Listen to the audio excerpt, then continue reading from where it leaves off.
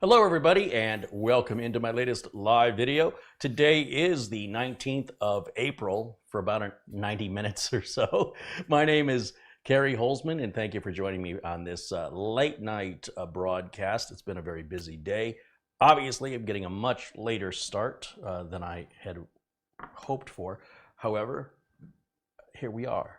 So thank you guys so much for joining me today. I hope the audio and video are going to go out a bit better without so much traffic on the internet this late at night.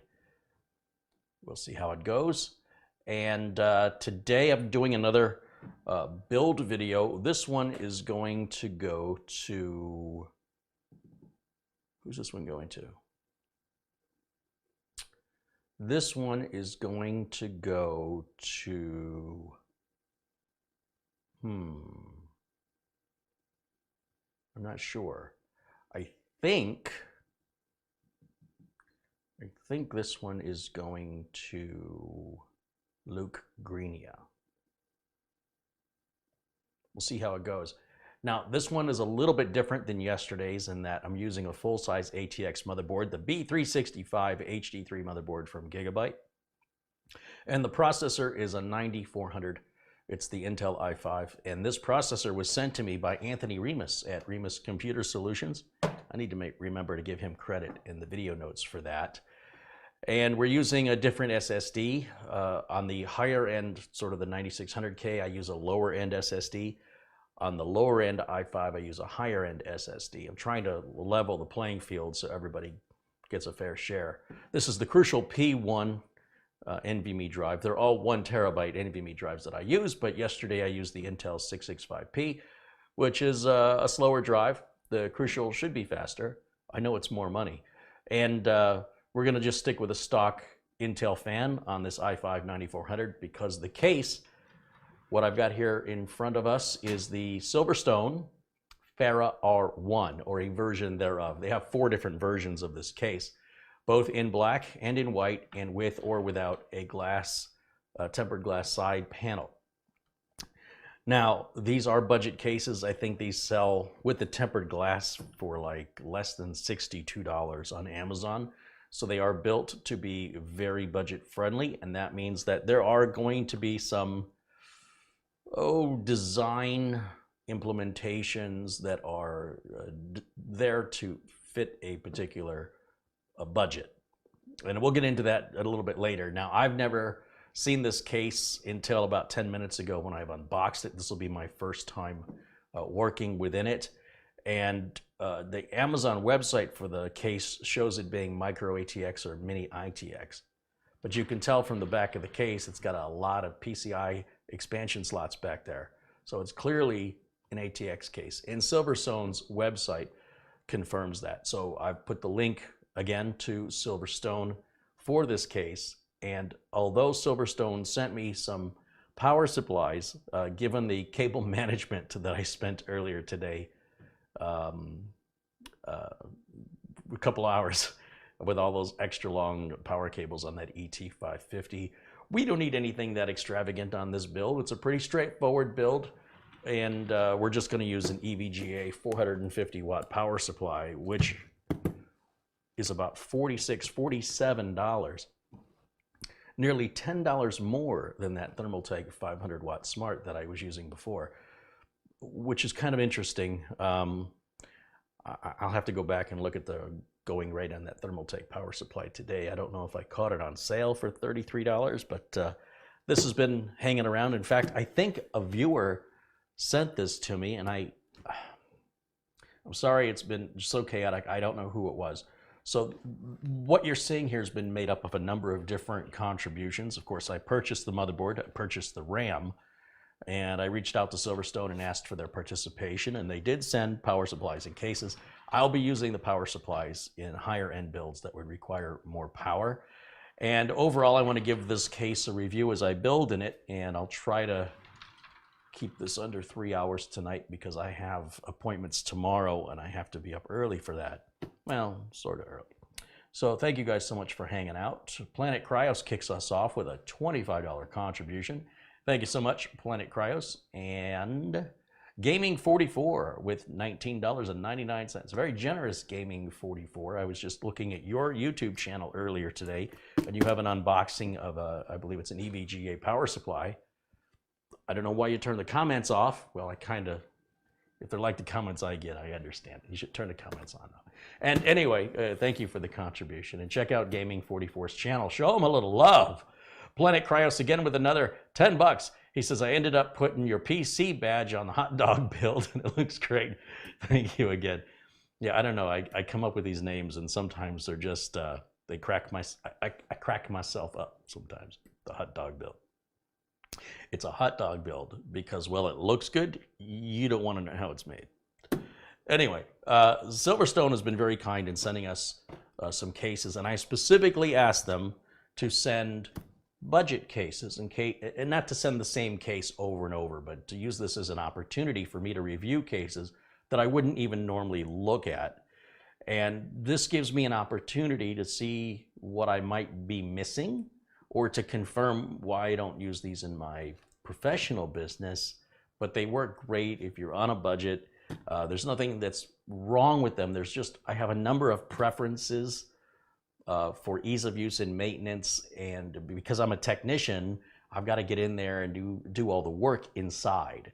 And so it's really important to me when you're building thousands of computers over the course of, 30 years, that I can get in and get out as easily and as quickly as possible. And sometimes case manufacturers, they do things for a number of reasons. Sometimes it's for cost, and sometimes it's just to be different.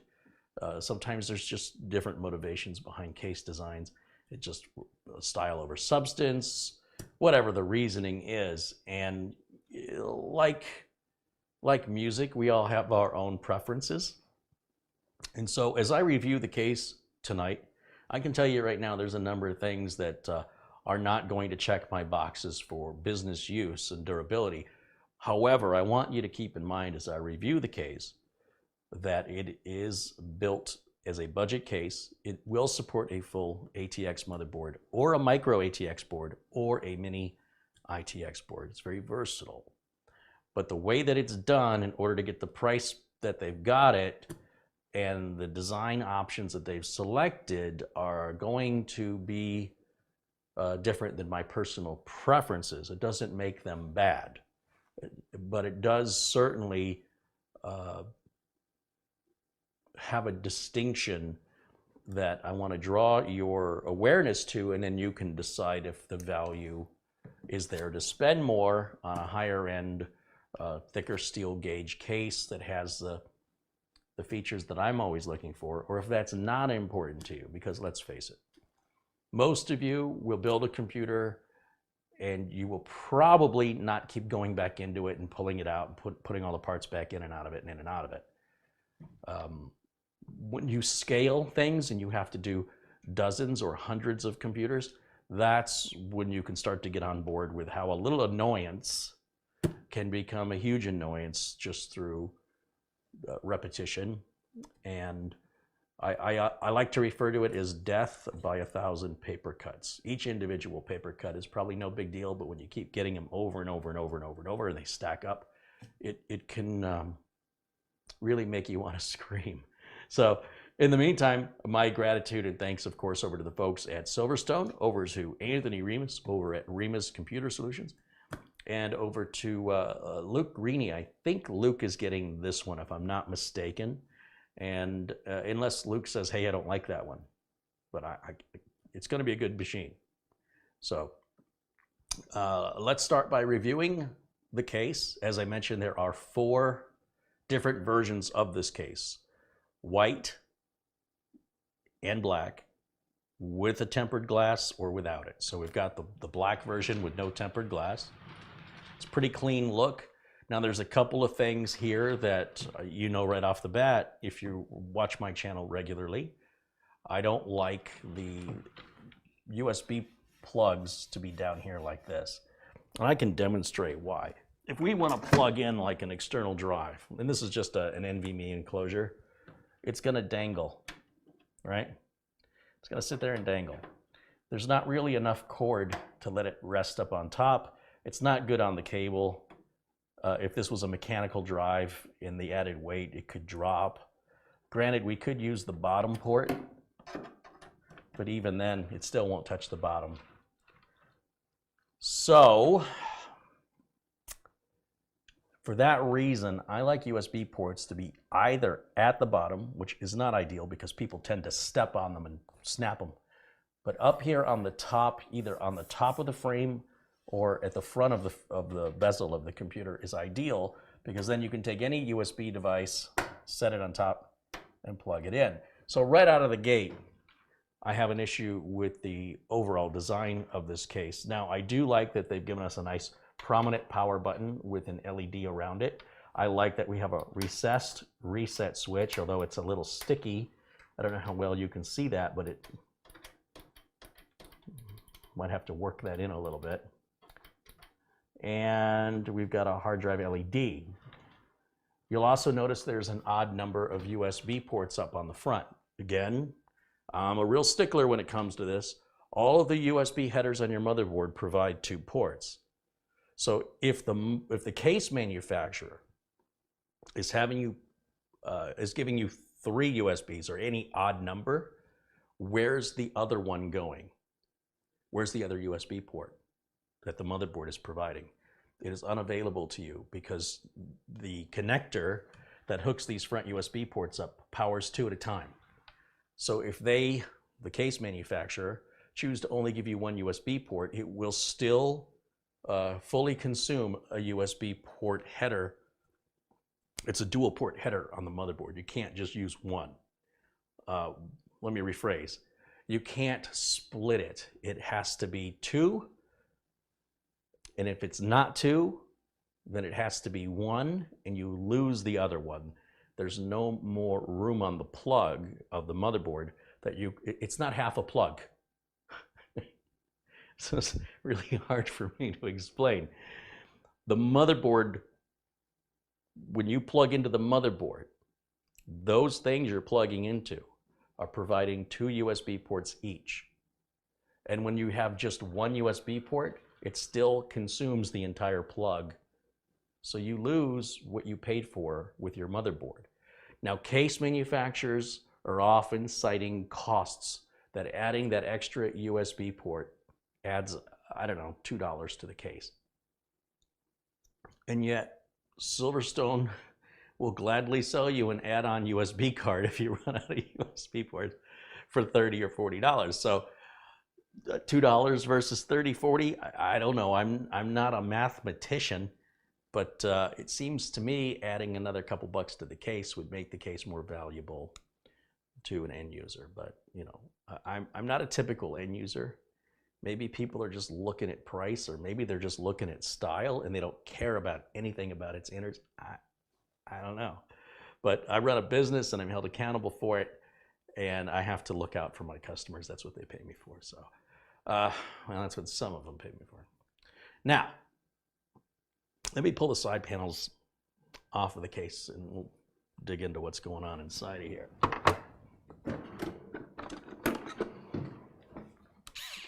Swing this around this way.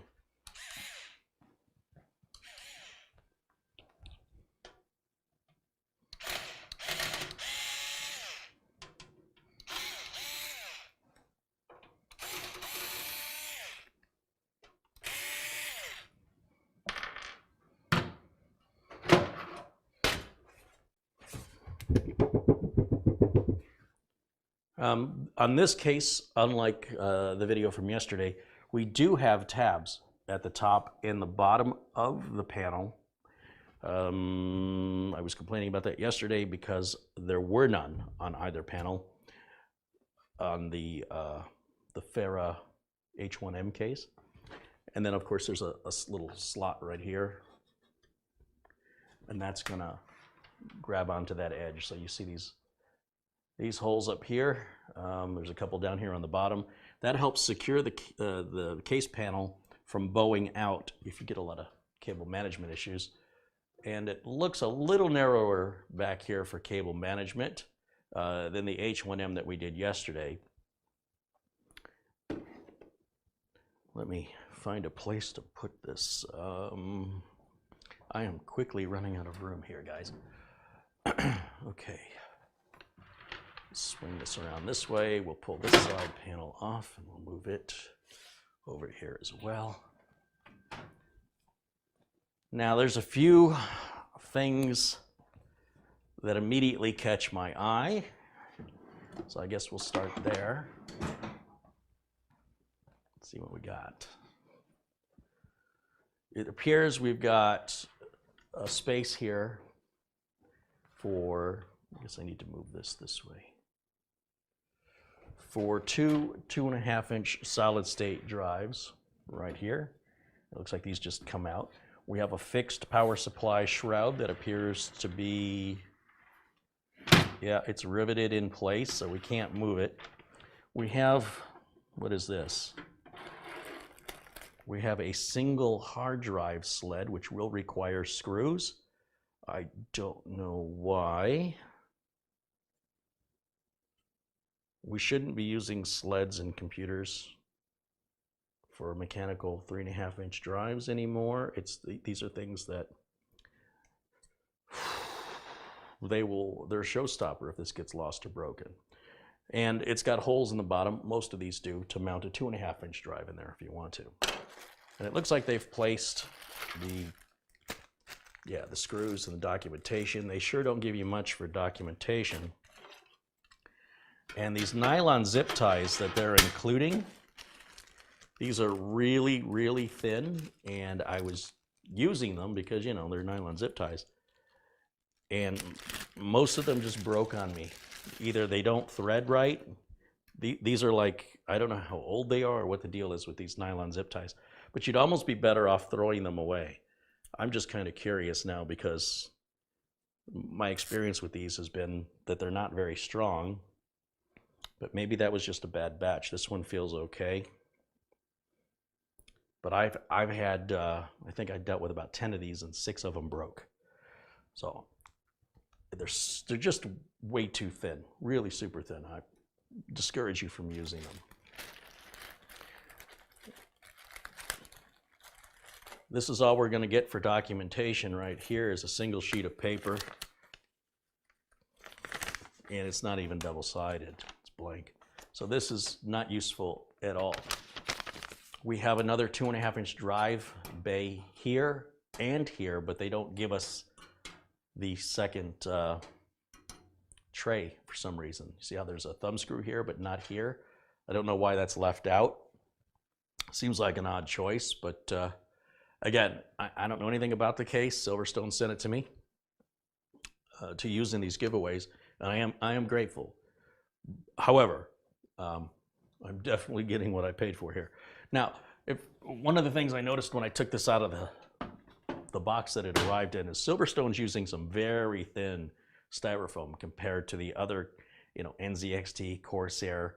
I mean, if you look at, like, here's the styrofoam packing from a Corsair 200R right here. You can see how thick that is. And then here's the packing on the case that just arrived. You can see it's a lot thinner if we compare them. Well, you know what? It isn't really much thinner. I almost want to guess the bottom is not as thick, but you know, I'm looking at them. They look pretty similar. This is the 200R. No, the big one, this wide one is the FARA case. This one is the 200R. Huh. And you know, this case has thicker pads. The styrofoam is thicker here on the edges, but you can see where it's broken. And I think it's because this styrofoam here is not as thick. Yeah, that may not be an issue after all. I may have, now that I see them side by side, they're pretty similar. Okay, well, I guess that's not an issue. Once again, we go back to these terrible screens this is to filter dust from your power supply. And on the bottom of the case, it's hidden. You wouldn't know it was there if you're an end user. And so it can be all clogged up with dust over time, and then you're suffocating your power supply. And even though your power supply may be reaching extraordinary temperatures of dangerous heat levels, your computer won't report that to you. So while people obsess about sorts of things, their GPU, their CPU, I've never heard anybody monitoring their temp of their power supply, and yet it could be suffocating and overheating, and they would never know. So, you know, ignorance is bliss. The other thing when I took this out of the case is one of these feet just came off. It was just bouncing around. And there's really nothing to it. There's no screw holding it in. There might be a little plastic pin or something that fell out, which may be bouncing around inside of here somewhere. So that just kind of goes on like that, I guess. But this screen is very difficult to remove. It's essentially just about the cheapest way you could do this. In fact, you could do this yourself if you had a drill in a case that didn't have holes. You could go to the hardware store and buy some screen material. I mean, it's really a very lazy design. But it is done to save cost.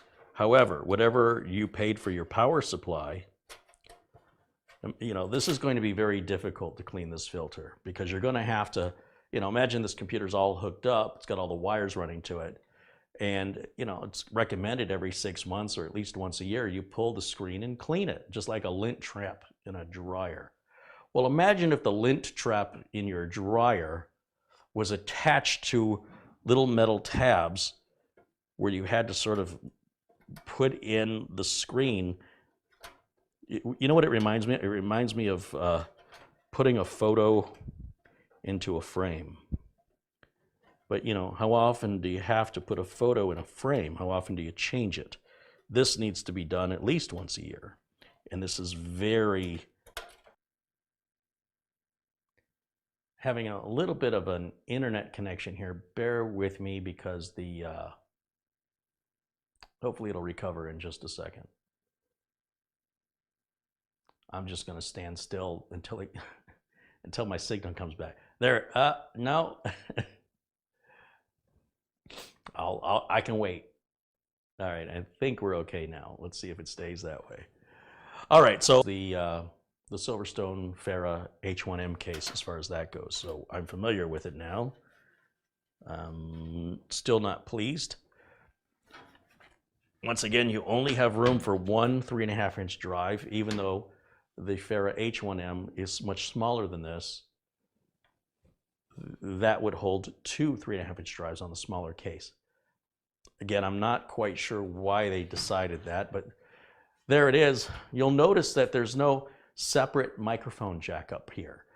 This one 3.5 millimeter jack is for microphone and headphone.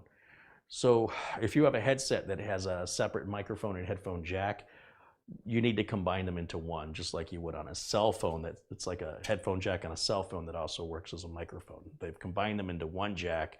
That's not very common. Typically on a computer case, that gets split into two. By putting a second jack, it costs another 25 cents. And it really does seem that they're building this to a budget. There's room for up to 3 fans up front, and there's another filter up front, a magnetic filter on top. So all of that is the same design characteristics we saw in the H1M yesterday.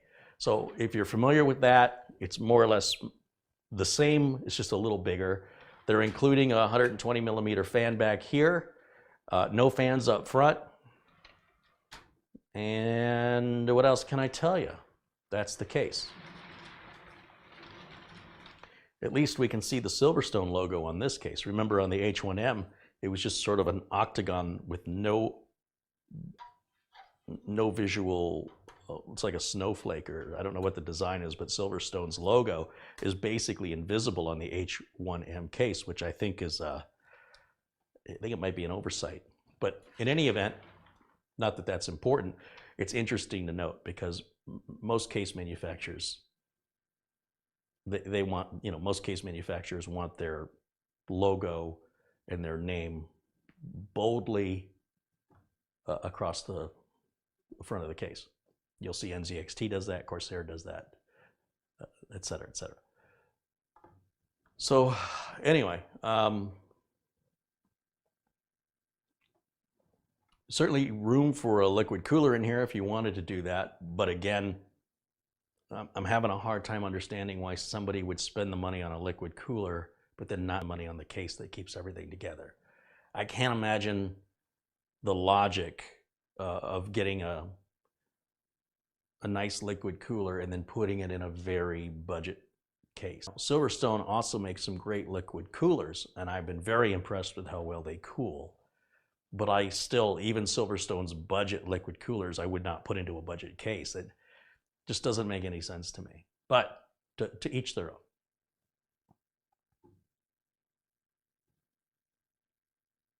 Hopefully this connection will settle down. We are getting a little bit of connection wobble, but we'll see if it smooths out. And I'm going to take these screws and these zip ties, and we'll move them over to the other side of the counter. And this one I can throw away.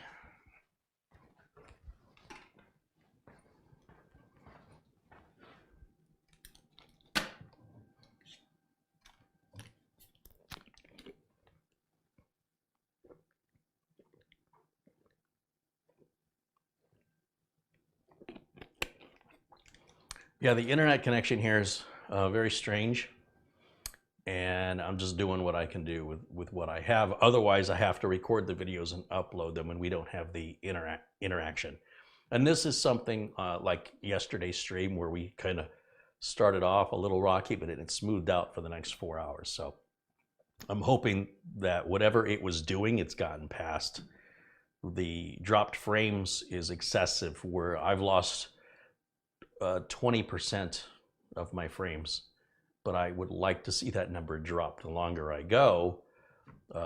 If it stops dropping frames, then that percentage will lower and lower and lower as I keep streaming more frames, if it lets it go through.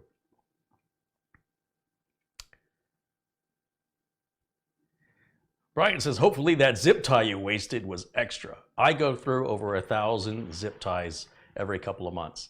They're very inexpensive, and cable management is something, if you're not building the same case with the same parts, everything is always custom.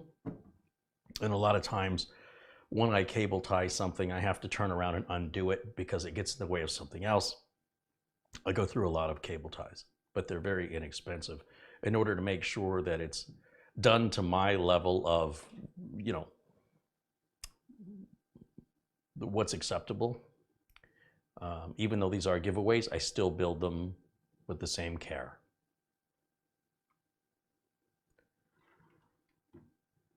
I think that's the case. And let's see what we got for standoffs. We've got 1, 2, 3, 4, 5, 6 motherboard standoffs already installed in standard positions. And this motherboard is going to take 1, 2, 3, 4, 5, 6, and then they have that 7th, which I've already put the plastic standoff in. That's a Gigabyte thing. I've never seen a case manufacturer other than Gigabyte support that last mounting hole. For the rest of you, you don't need the plastic standoff, just leave the hole empty.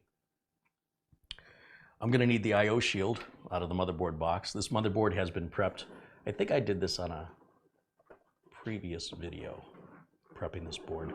But essentially I put the RAM in, the solid state drive, Windows 10, activation, updates, optimizations, BIOS update, all that stuff was already done. This is a brand new motherboard. Got the I/O shield still in the plastic bag. And this is a budget system, right? So, I mean, putting a budget system in a budget case is a completely reasonable and expected thing to do. We're still going to bounce around a little bit here with the connection, but again, I'm hoping it will level off.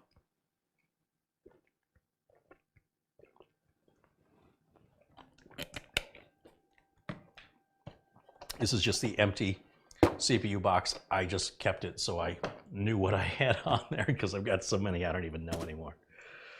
So I guess I'll put the the I/O shield on.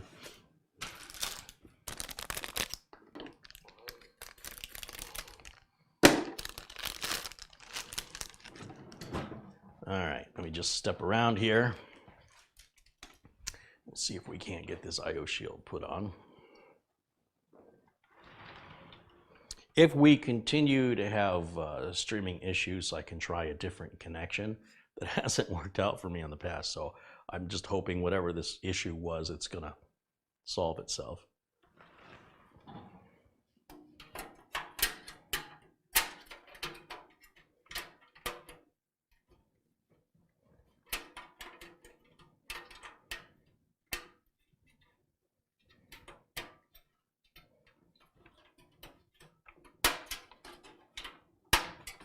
Now this opening for the I/O shield is much tighter than the H1M. I felt like the H110's I/O shield opening was just a little too wide. This one's fitting much, much better. I'm going to go ahead and lay the board in and dry fit the board, test fit the board. And if it aligns okay, I'll go ahead and secure it. I have to lay the case flat for that. There's not really a whole lot for you guys to see. I can barely see it myself.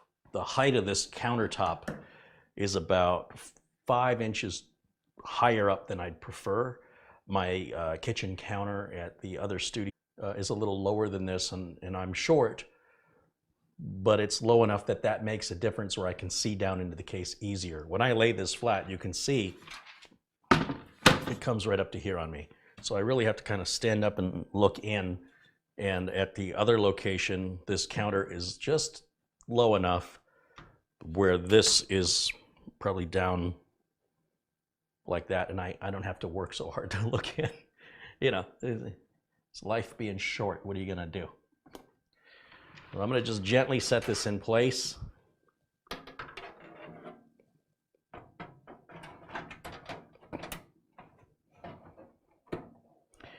Now, Silverstone doesn't give you the little metal post in the center standoff like other larger case manufacturers, Corsair, NZXT, etc. So nothing stops the board from wiggling back and forth other than until you put the screws in it. Let me just take a look if that looks good. It's good, it's aligned.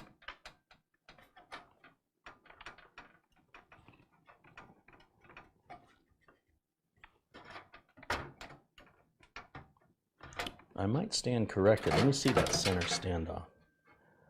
Okay, the center standoff, Silverstone's taking a different approach. Instead of a post, I actually like what Silverstone's doing here better. Silverstone's using a standoff where they have shaved the top 1/4 inch of it to be narrower than the rest of the standoff. So it will hold the motherboard in position. The center hole of the motherboard, when you install the motherboard correctly, it will sit down into that center standoff and it will use a screw. I like that. In fact, I'd like to see other case manufacturers adopt that. So remember, these are live and unscripted videos, and sometimes I'm coming to conclusions incorrectly, but as I progress through, I'm going to correct. But you could have actually heard it just now. It kind of clicked. That's the motherboard seating down onto that center standoff, and it is holding it in position for us. And we've got all the ports in the back aligned with the I/O shield back here. So now I'm going to secure it with the screws. And before I do, I just want to get a flashlight and I want to inspect the holes in the motherboard to ensure I can see a standoff behind them. And I want to count 6 of them. If there's only 5, that means I've got an extra standoff that'll have to come out.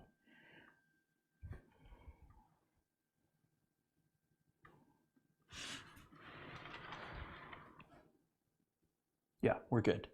Everything's good. Now, I will eventually, when time permitting, get an overhead camera system in place. However, I've got a lot of different things in the works right now, from the t-shirts to interviews to software deals. I've got 20 computers I've got to get out. 7 of those are giveaways. After that, there's another 8 veteran giveaways to do. And then on top of that, I've got other camera equipment coming that all has to be configured. So it's just a lot for one person with no help.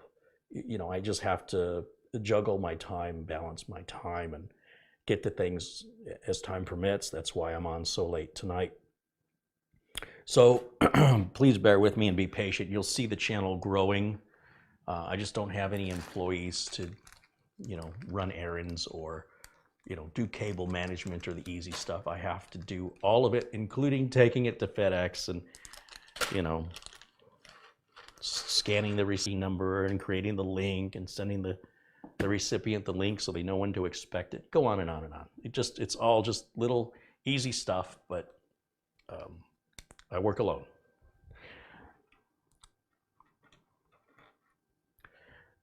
Except for you guys joining me. Now last time, yesterday, I know that Silverstone used the fine threaded screws. I'm going to hope that they're doing exactly the same thing. And as I mentioned, when you start familiarizing yourself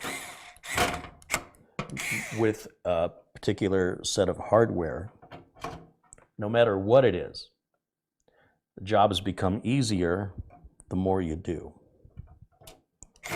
But when you start getting spoiled with other case manufacturers making things a little easier, it's kind of hard to go backwards and deal with some fitment issues you may not have had,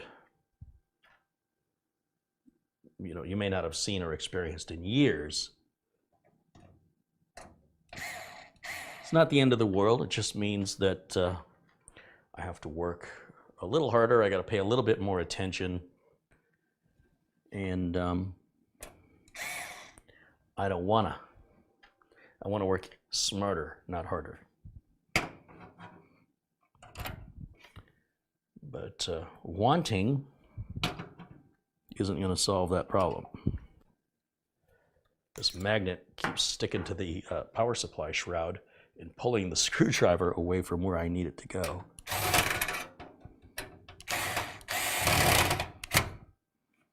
Okay, I should have just one more. And then, again, I apologize, I can't give you a view of this, but that will change in the future.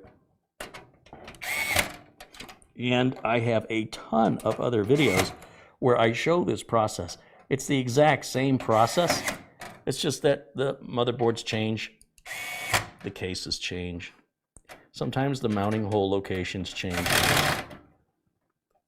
But on this build, all of the pre-installed motherboard standoffs in the case were already located in standard ATX industry standards specifications, ready to rock and roll. I didn't have to change a thing. Now, if we were using a micro ATX board, we'd have to move or install other standoffs because the micro ATX cases are not this long. They're a couple inches shorter than that. And so those bottom mounting holes would be moved up about 2 inches. Now, if there were standoffs 2 inches up, they'd be hitting the back of the board right now. And if I turn the board on, it would short out likely. It would metal on metal, basically. The metal of the case hitting the metal of the motherboard would likely result in damaging the board permanently. That's not a warranty issue. So checking where your standoffs are located, counting them and counting the motherboard holes, it's something very easy to avoid a catastrophe to your new hardware.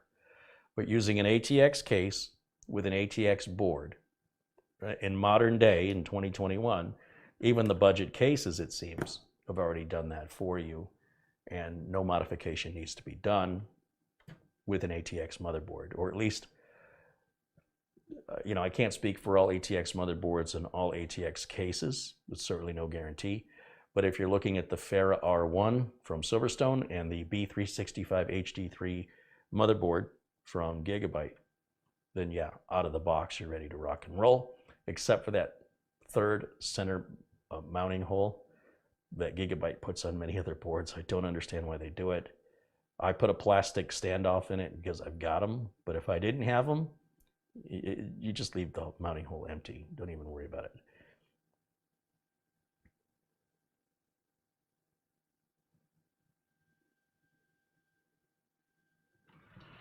So that's what it looks like inside so far. Like I said, the motherboard's all been prepped previously. And I guess the next thing I can do is put the power supply in. Once again, I've got the EVGA 450 watt budget power supply. This is, after all, a budget build. I'm trying to remember which way this went. Did it go this way? Did it go this way? I think it went that way. All right. I'll be back for you in a minute. All the parts I'm using, except for the CPU, are brand new parts. They're not used. And the CPU was lightly used. Modern day electronics probably, when we look at circuit boards, they probably have a lifespan somewhere between 70 and 120 years. So anybody who thinks they're extending the life of their computer by excessively cooling it, you'll be replacing that computer long before any life extension would make any difference of the hardware, because even if we cut the life in half, it's still 35 years. So you're likely never gonna extend the life of a computer by cooling it. However, as long as the computer is running within its operational range, which on Intel is under 100 degrees Celsius, there's no reason that part won't last that 70 to 120 years I talked about. And I'm talking about the CPU and any solid state equipment. Now the solid state drive itself, the cells may fade out over time if it's not being used. I've never seen one do that. They haven't been invented long enough.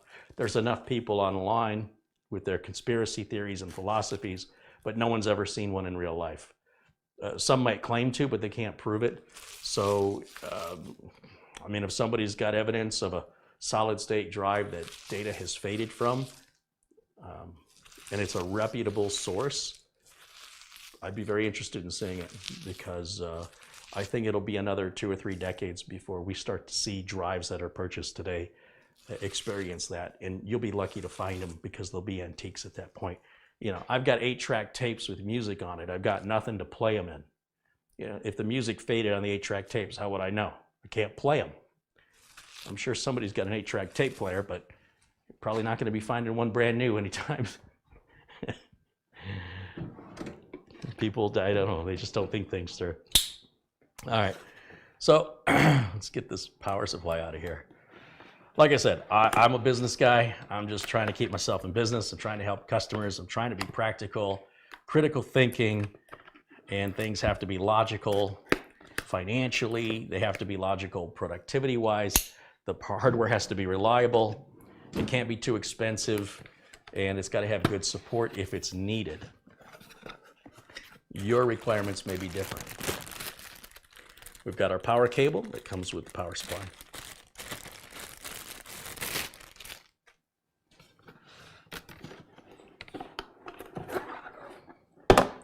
Just throw that in the motherboard box. I put all of the spare screws, documentation, all goes in the motherboard box.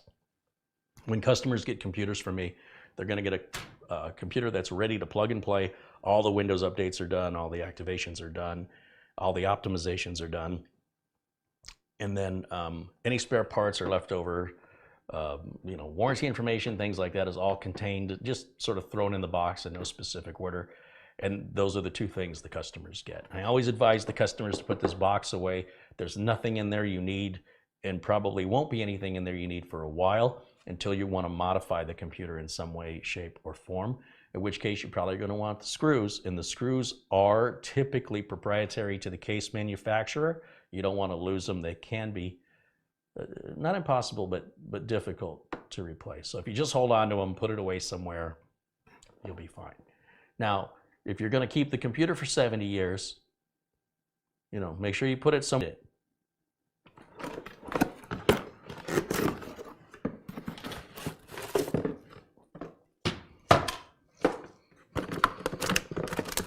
Documentation.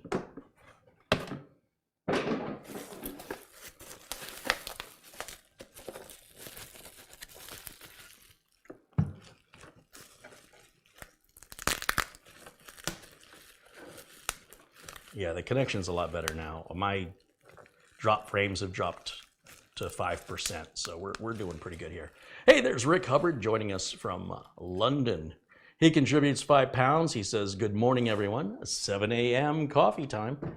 That's right. I think London's 8 hours ahead, aren't they, from Arizona?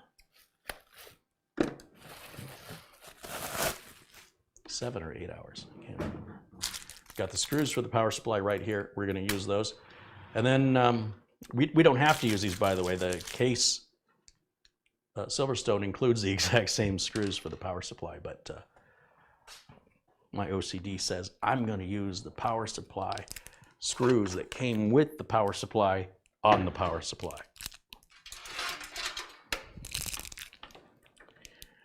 I'm going to remove this wire tie to get these front port umbilical cables out of my way. Now, I think what Silverstone has done here,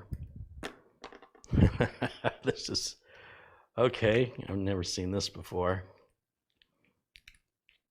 This is different. We're going to talk about this. Look at the USB 3 cable. It's got two cables, one for one USB port, one for the other one. You see how they both go to the same connector? So if this connector only feeds one USB port, because there's only one on the front of the case, you've lost the other one. You paid for it, you don't have it. Too bad, it's gone. You'd have to change the case. There's nothing you can do about it. So, normally you don't see two physical cables. I've never seen that before. Usually they're bundled into one cable, whether there's two USB ports or one in the cable that are dating out at the front of the case. I've never seen that as two. Furthermore, this gets weirder because I noticed something here. On the USB 2 ports on the motherboard, there's a top row and a bottom row, and most USB 2 connectors take the entire plug, but it's possible. I've certainly seen a number of USB devices that only require one row, so you can just use one port and have another port available for another single row connector. Unfortunately, Silverstone doesn't give you a connector with one row on USB 2. So if you look at this connector, there's half of it's empty. There's no wires in it. So that's the second USB port that's missing. So this is going to plug into your motherboard, and the connector only needs to be half as thick. So the top half of this connector is going to take up a second USB port on your motherboard and give you nothing. I don't know why they did that. If they would have just put a thinner connector on here, oh, I know why they did this. The reason they did this is this forces you to put the connector on in one direction only. If you flip it the wrong way and you plug in something through your USB, you could damage whatever you plug in permanently. That means you could kill a flash drive or whatever. So this forces you to plug the connector in one direction only because there's a pin missing here. Without that pin missing, if it was a single row connector, nothing prevents you from plugging a single row connector on upside down, and that can be tragic for anything USB. It's absolutely critical that you get the red cable on the power side of the connector. So that makes sense, but what that means is two of these are USB 3 and one of these is USB 2. Yeah, it says U3, U3, U2. So we're missing a USB 2 connector, and I can see that from the cable that it's missing. And then finally we have, what do we have here? A reset switch cable, which for some reason is run separately from the, usually these are all four bundled together. You see how that's separate? That's usually all tied together. I don't know why they did that. That's very strange. So there's some real strange design or manufacturing process involved here that I've never ever seen in my career. I've never seen this before. It's not good or bad. It's not what I'm used to. It's not the way Mom makes it. It works. It's functional. It's just sort of like, it's like being in another country and they do things differently from your culture. It's not bad, but you're just a little awkward and uncomfortable, and you're like kind of amused. Yeah. Take that for what it's worth. There are little rubber pads down here on the bottom of the power supply area where the power supply is going to sit. The metal is slightly raised up here, and the rubber pads are there to prevent any vibration noise from the fan. That's a nice touch. A lot of budget cases won't give you the rubber pads, and oftentimes they may not even give you much of a raised area. The fan on the bottom of this power supply is gonna bring air in. It's gonna pull air in. It's gonna suck air into the power supply from the bottom of the case, and it's gonna blow that air or push that air out through the back. None of the air that the power supply is using goes inside of the computer case. This is how power supplies work. Again, you see people obsessing about their temps, and yet these same people could be suffocating their power supply. Their power supplies could be running way above normal temps because, like not changing the lint trap in a dryer, this could suffocate the power supply, and they're just blissfully ignorant of it. So don't be one of those people. I mean, you can be if you want to, but I'm strongly advising you. Whatever that's worth. I'm just gonna set this in here. Oh, I can't. Instinctively, I try to grab the other side of the power supply to align it. I cannot because the shroud's in the way. I would like the shrouds to be removable so I can do that. So that means I have to sort of struggle with it. Again, something I'm not accustomed to. And you'll see that hard drive cage is still going to get in our way, even though this power supply doesn't have as many. I don't know if it has as many, but the cable length is shorter. I can already tell this is going to be a fun thing to cable manage. I'm sure this tray, yeah, I can see this hard drive cage rather. It can be removed. There's a little thumb screw and you can take it out. And then we have plenty of room for our cable management, but it's not my computer. I can't make that decision. So I prefer to leave it in place and I'll cable manage around it, you know, lucky me. And the customer can decide if they want to pull that out. For all I know, the customer might decide 3 years from now they want to add a hard drive. And if I pull that out and they can't find it or they don't know how to do that, they don't even know they're supposed to look for it because they don't know it's been taken out, it creates a support call. It's all just a completely avoidable scenario from my perspective. So if I leave it in there and I work around it, I'm not going to get that call. Remember, scale. The more customers you have, the more customers are going to have what would be considered very simple problems for you, but very difficult problems for them because they don't have your point of reference. So I try to leave everything as simple and straightforward as possible because my support, most people when they call me for support don't expect to pay for it. They think, hey, you built the computer, I just have a quick question. And even though their quick question might keep me on the phone for an hour, very rarely does anybody say, what do I owe you? They just go, okay, thanks, bye. And if you don't take care of those customers, they may not call you again or refer you to their friends. So again, we talk about scale. You want to keep building the business. You want to keep your customers happy. Is that a hill worth dying on? You know, for a few bucks, just let them have it. If they're not calling you constantly, you haven't heard from the customer in a couple of years, they have a question like that. But again, if I can take steps to avoid that scenario, that saves me money, keeps me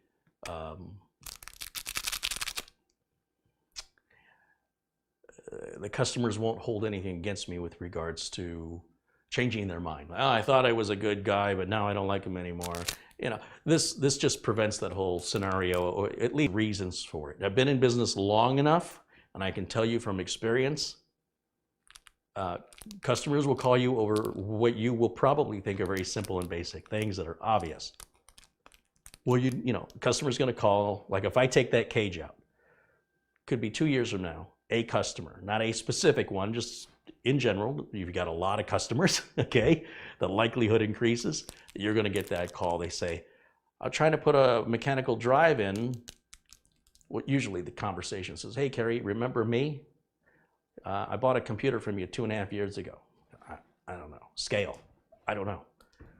Well, anyway, I'm trying to put a mechanical drive, but I can't see where to put it in. Did the case you sell me, does it support a mechanical drive? And I'm going to say, well, I can't imagine I would sell you a case that didn't. I'm going to have to go back and look through the receipts and figure out, you know what the case is? Oh, yeah, it's this case. Oh, let me look that up. I see. Yeah, there's a hard drive cage. I took it out because it got in the way of the power supply cables. You're going to find it in the motherboard box. What's that? Well, that came with it. So this phone call is going to go on for an hour. Leave it in.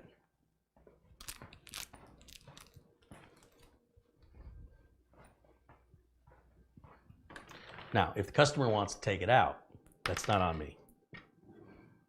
If you scale, if you do everything the same, you don't have to remember, right? You're gonna know. I never take those out unless the customer specifically requests it. The customers that specifically request it aren't gonna call you and ask you what it is. They know. And that very rarely happens.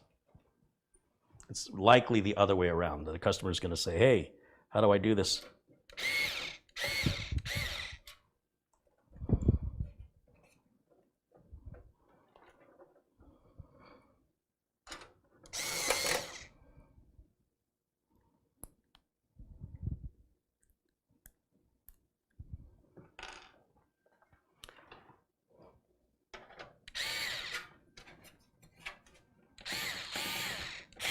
So I talk about being spoiled, right? So I'm just trying to get this power supply to align, and I so desperately want to reach around here because it would make it so much easier if I could push the power supply, but I cannot. So I have to figure out some way to manipulate the power supply from one side of the case. And obviously it's doable, it's just harder than it should be.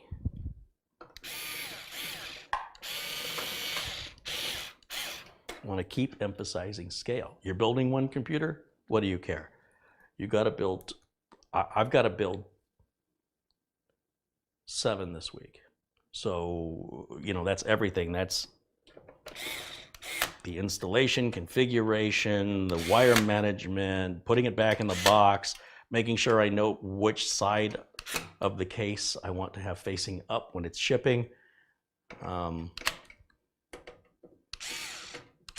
I think there may be more to it than you understand when you're building for other people. Because when you're done building it, you don't have to ship it, right? It's just, you've got it, it's yours, you put it under the desk, you hook it up, you're good to go.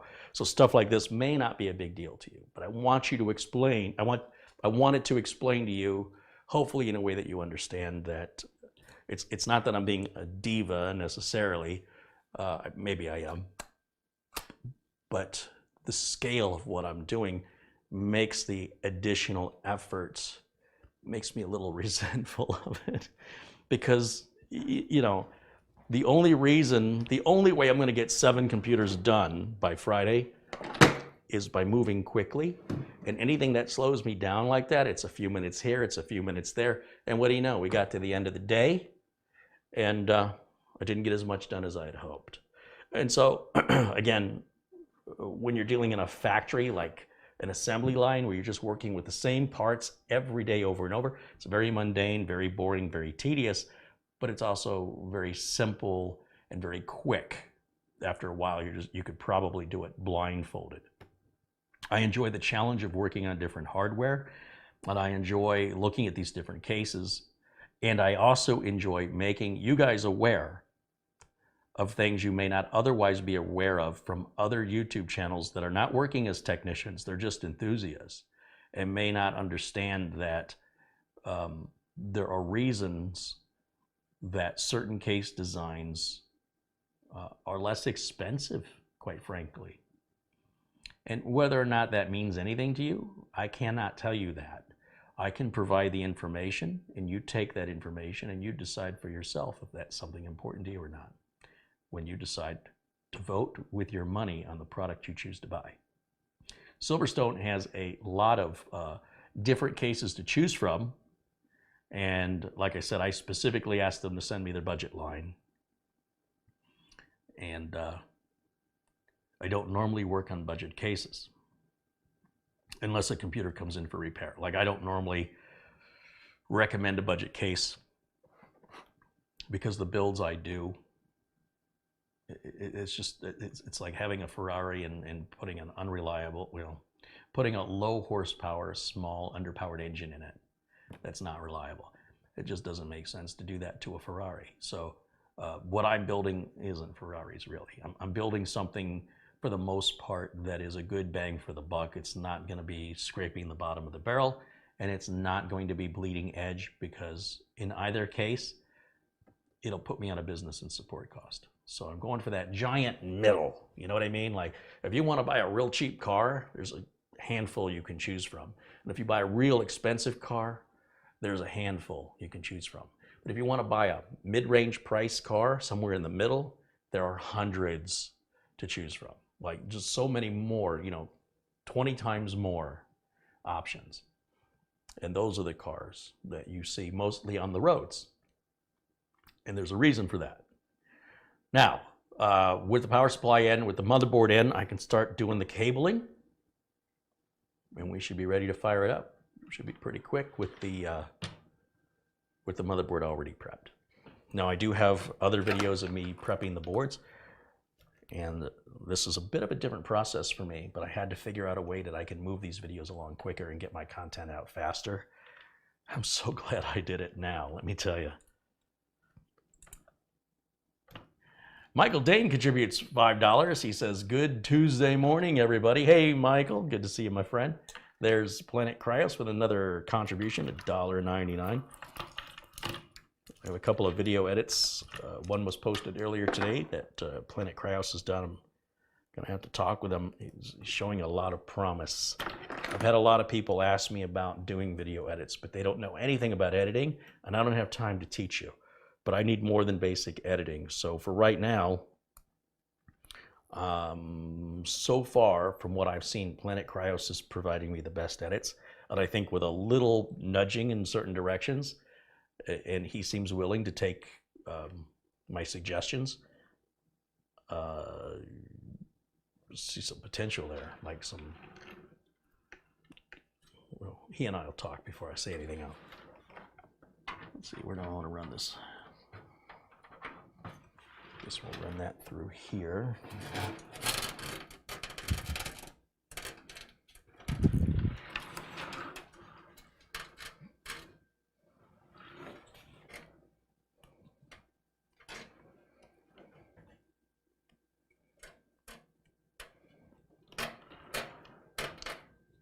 I'm just going to plug the big 24-pin power connector on. I realize there's not much for you to see at this point. This case is almost pitch black inside, and I'm standing right in front of it. So even if I could do it this way so you could see, it's still too dark in there.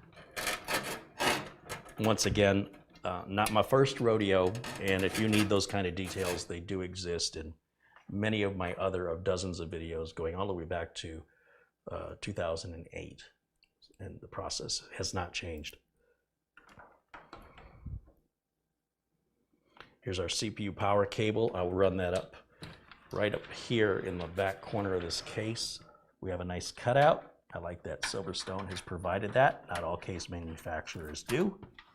It can be a little bit tight. That's normal. You just kind of have to get it at the right angle, and it should eventually go through. And since we're using a stock cooling fan, it's definitely not going to be in the way of plugging this in on that upper left corner that you've seen me struggle with, specifically with the side coolers. We also don't have to worry about any RGB because we don't have any case windows. But I'm still going to make the cable management look great, regardless. Because it makes the system easier to work on for anybody who has to work on it. Who knows? The next person who works on this might be me.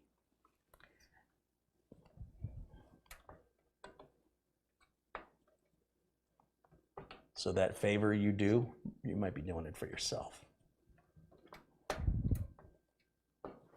In most cases, when I build computers, I am the one who works on it. It's only because of the YouTube channel that I'm building computers to ship out of state. For the last, I don't know, couple decades really, I've been just selling locally, and the computers get returned to me for upgrades, service, and maintenance by most customers over time until it's time to buy another computer, and just keeps the customers coming back, keeps me in a sustainable business.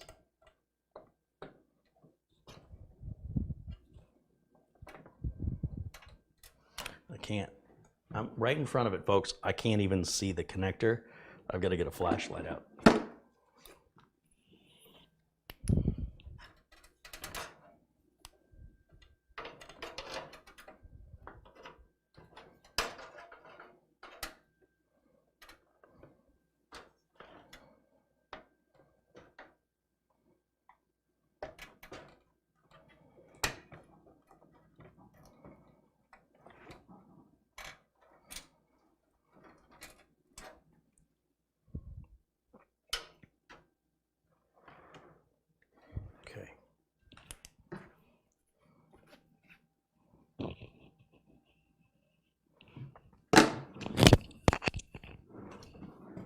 snagging my microphone cable. I could use a couple of these zip ties right now to hook up that rear case fan back here. So let's get that out of the way now. Those two power cables are really all the power cables we have to run because there's no DVD drive, there's no external 2.5 inch solid state drive or 2.5 inch mechanical drive or even a 3.5 inch mechanical drive, all of which would require power. Because we're using an M2 drive, in this case an NVMe, the power and data lines are in the socket that gets plugged in. It's less cabling, working smarter, not harder, makes me happy. I love the idea that I only have to hook up two power cables. I loathe the idea that I have to do all the cable management for all the spare cables and find a place to jam them here in this area, but it'll be fine. It's just me whining. Don't worry about it. You'd be used to that by now. Let's see. So I need those, and I need these. Of course, when you build your own computer, you don't have to do any cable management. If you don't care the way it looks, nobody else will. But I will tell you, it's such a pleasure to work on a cable managed computer when they come in for repair. And you know, the only time I see that is on the systems I build. When customers bring me the systems they build, they are never, ever cable managed. Sometimes they make a half-hearted attempt, but it looks like they gave up about halfway through in most cases, if they even try. But in most cases, they don't even try. And you know, that's right. That's why they pay me. That's why they pay me the big bucks, folks. Both of them. Both big bucks. Yeah. 2. Speaking of $2, it's $2 Canadian from Blackwatch. He says, how are we doing? Good, I hope. Hey, thank you. I got my $2. What am I doing? I already took the wire cutters out. I'm gonna just cut the pigtail off of here.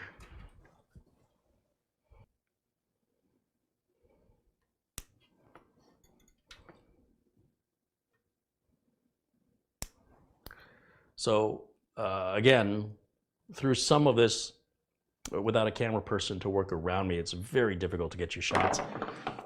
But this is all standard stuff. It's the same for the last 13 years that I started, since I started filming.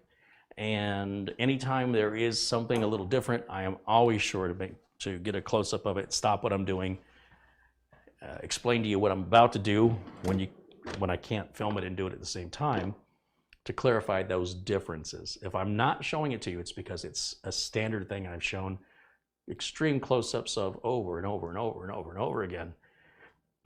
And to stop every time to move the cameras and adjust the lighting for one cable will push this build into many more hours than it needs to be.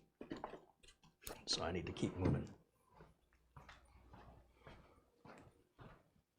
But I will try to minimize the amount of time my back is to the camera.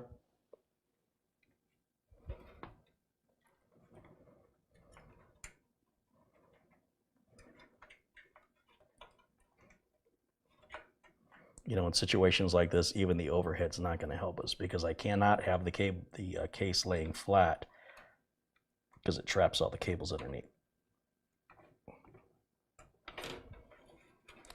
Okay, so there's our rear case fan now plugged in right up in this top corner next to that 8-pin CPU power cable.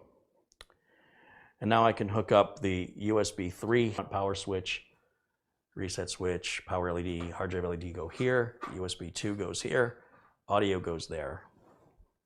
And then we should be ready to power it on. That's it. That's how quick that is.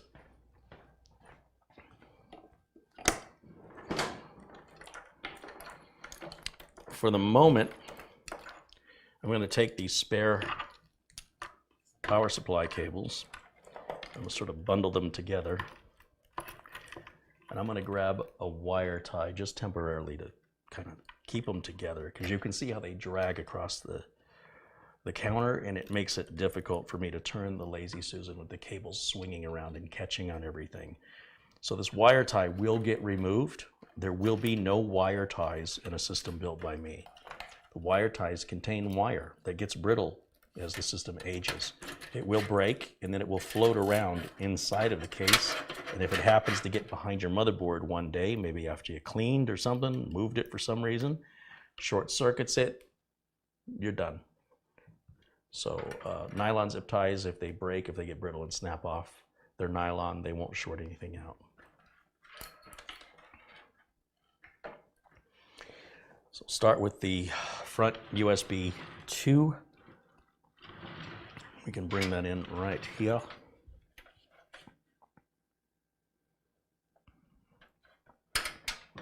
Definitely going to need glasses and a flashlight to get into this area.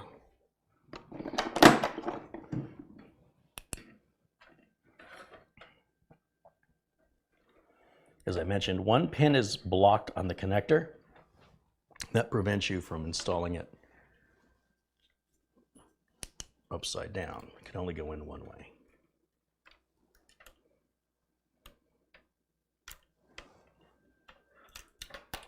Taking my time now to untangle these cables, because if they intertwine now, I will have to undo them for the cable management later.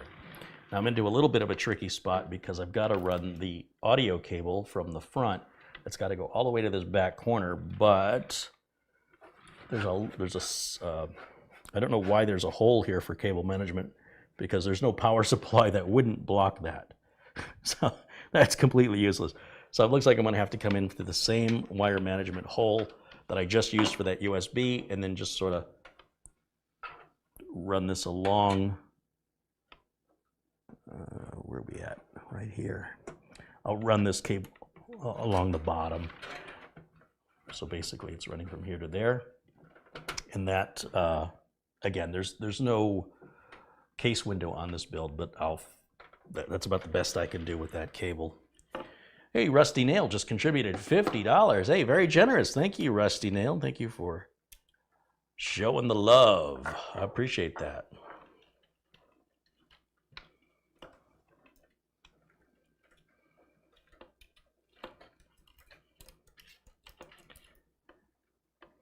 These are the, this is weird. They're all different. Look at this one, how much longer it is, but they all terminate on the same location on the board. So I don't understand why that cable is separate from the, we have 3 different cable lengths. Look at that. What is going on? Power switch and power LED are here. The reset switch is here. See, that's a little taller. And then this really long one is the hard drive LED, which, why did they do that? These should all be the exact same length. That is one of the strangest things I've ever seen. I don't know what's going on. Again, it's just different. It doesn't make it bad. It's just weird. Why would you do that? How much effort does it take to cut a cable?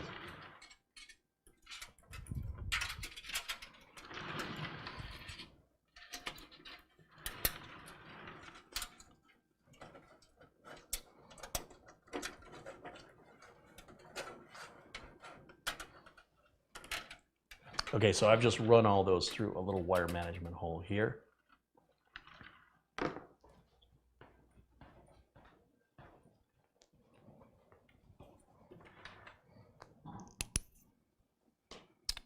Okay, hard drive LED, positive cable, bottom row.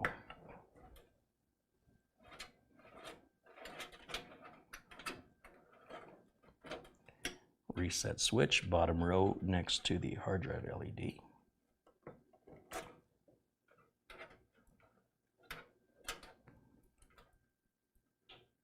Power LED positive cable goes immediately above the hard drive LED. Once again, the positive cable going to the far left. Top row, directly above the hard drive LED.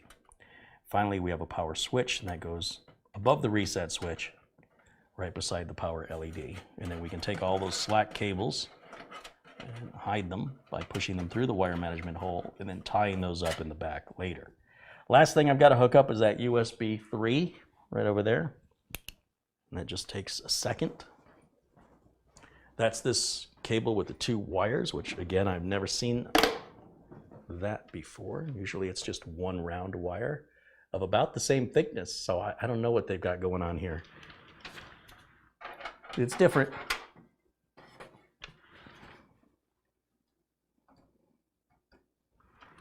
Plug that in.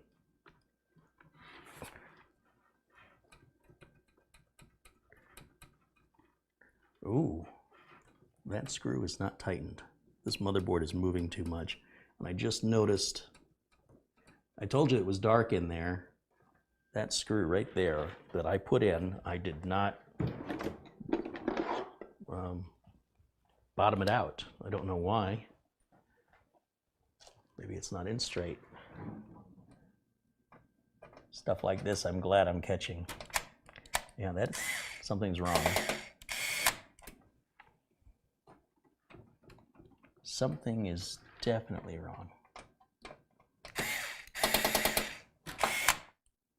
Do you hear the ticking, the tick, tick, tick, tick, tick? That's the motherboard standoff screwed to the motherboard tray coming out with the screw. Yeah, that's not good. Generally, the way to fix this is to manually over-tighten the screw. But what I'm going to do is probably cross-thread it.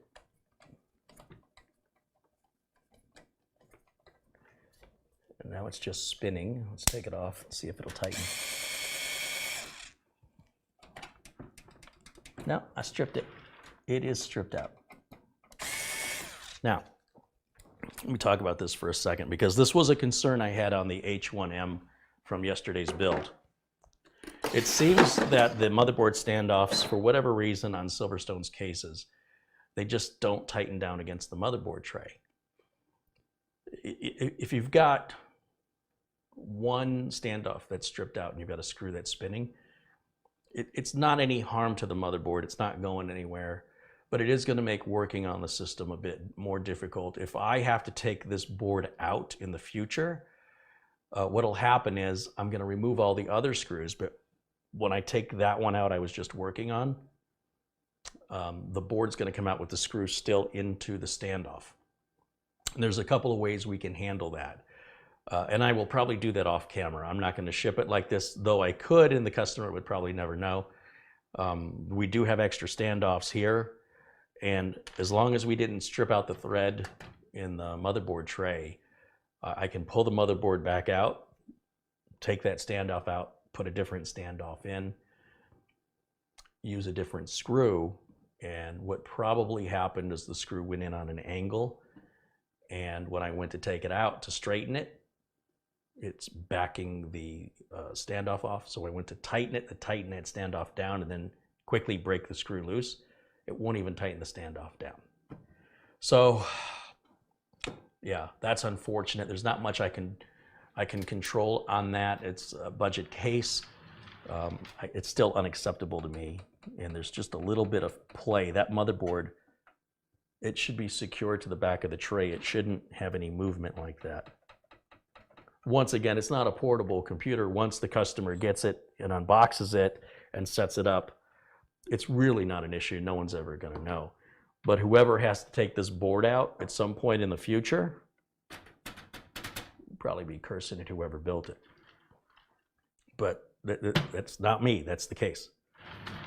That's my story, and I'm sticking to it. Let's fire this thing up and see if it's going to work. Everything's hooked up. That's all there was.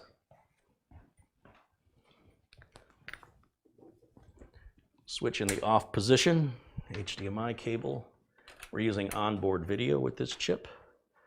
And power, I need a keyboard and a mouse. I'm going to use the same keyboard and mouse you see me use, and I'll plug it into the front, any one of the front USB ports, just to randomly check and make sure they're okay. Because if my keyboard and mouse don't work, I know the USB board doesn't work, right? So it's a great way to sort of test it, since I need it anyway. And if it doesn't work for me, it ain't going to work for the customer. Better that I find that out now.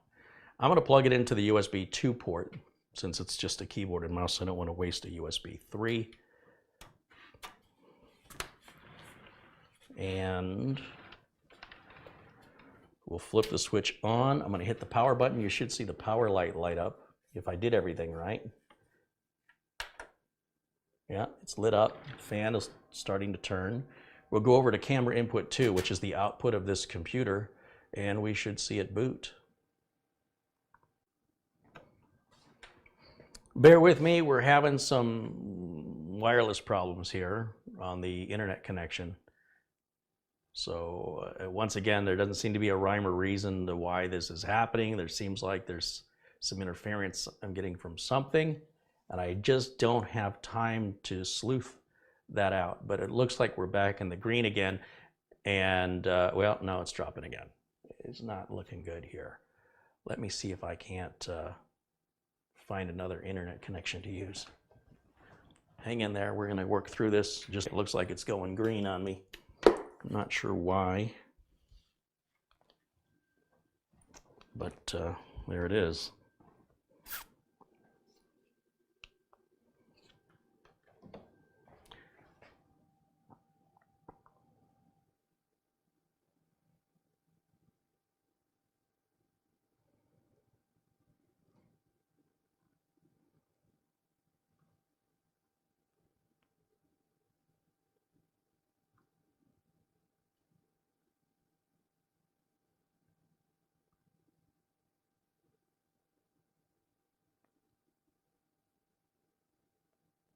Okay, I don't know what's happening with the connection, but I've got a hotspot here I can turn on.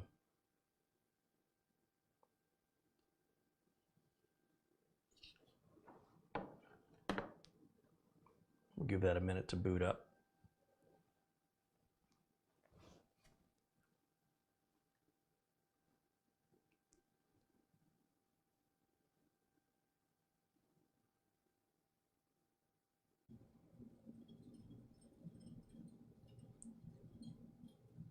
Okay, I am now on a backup hotspot, which wasn't working the other day. We'll see if we are a little bit better off now. I apologize for that interruption. You'll see there doesn't seem to be a rhyme or reason.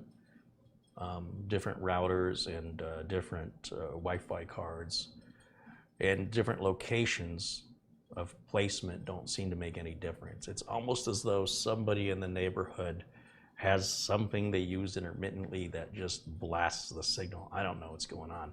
However, I'm still here. I hope you are too.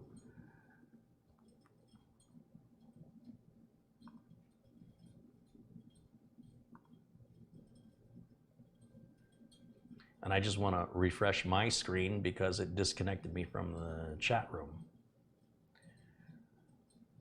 Okay, everything looks like we're back up and running again. Again, I apologize for that. I'm going to restart the, it's been sitting at the desktop since I started it. You didn't get to see the boot time, so we're going to just do this again. I'll go back over to that computer screen. And what I'm going to do is just do a restart so you get an idea of how long it takes for this to boot, which is relatively quick, as you'll see. Start, shut down, restart. Of course, now the air conditioner is on, so you get that lovely background noise. Here we go. We're restarting now, and it should, there's our post screen, and bring us right back into Windows.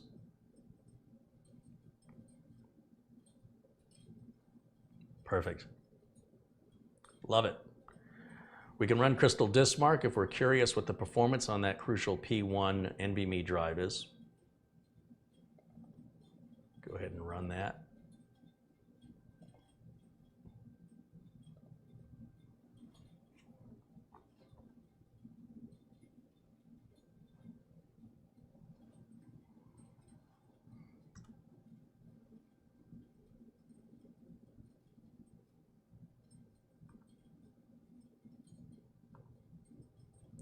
That is not good.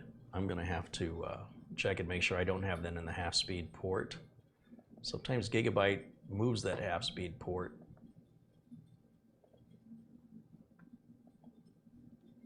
I'm used to it being below the CPU, but sometimes Gigabyte on some boards moves it. So while that's running, I'm going to look here at this documentation. They only give me a sheet of paper, so I'd have to pull the PDF file online.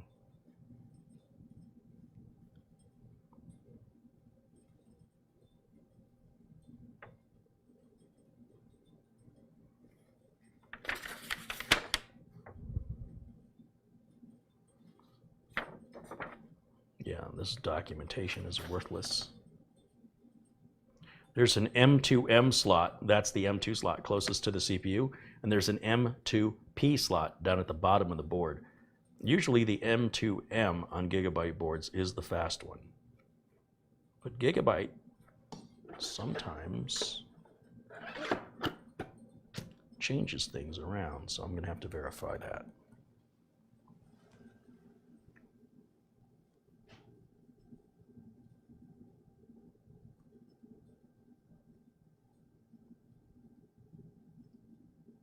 So while that's running, I'll just do a quick Google search for the B365 HD3 manual.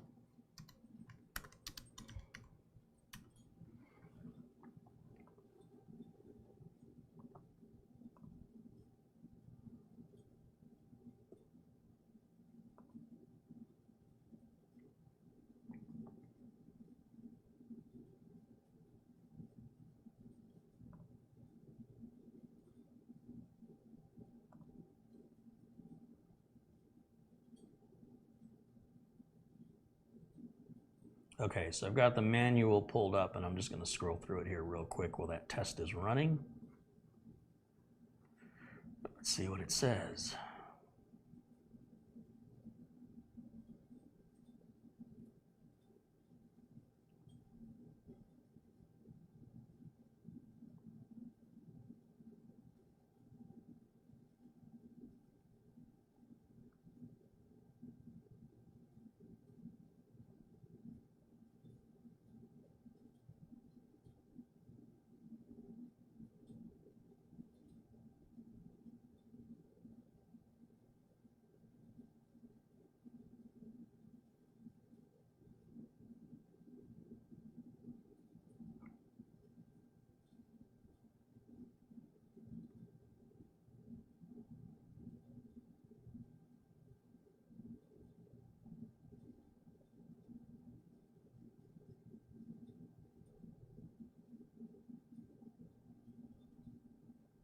I'm not seeing the PCIe speeds mentioned. It's got to be in here somewhere. They should really draw more attention to that information for this very reason.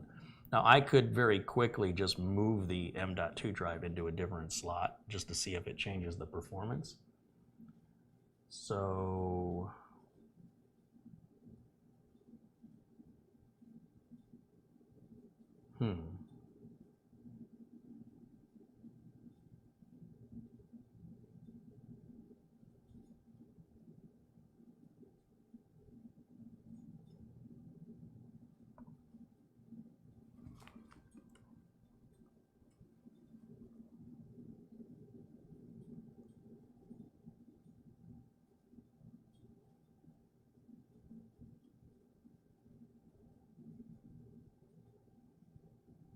I'm just looking through the manual. Just give me a moment, please, while I try and find where Gigabyte has hidden this very important information as though it was just boilerplate and unimportant. But this is very important, because if those two connectors, one runs full speed, one runs at half speed, it sure would be nice if they made one a different color or identified it with a number 2 or a number 4, 2 being half speed, 4 being full speed.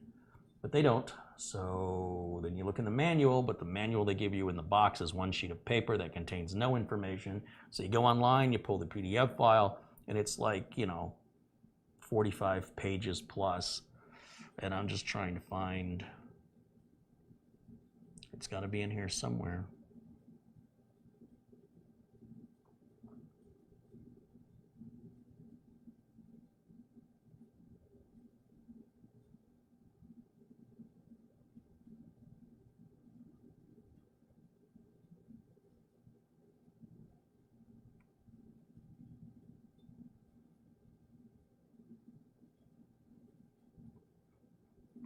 Still looking.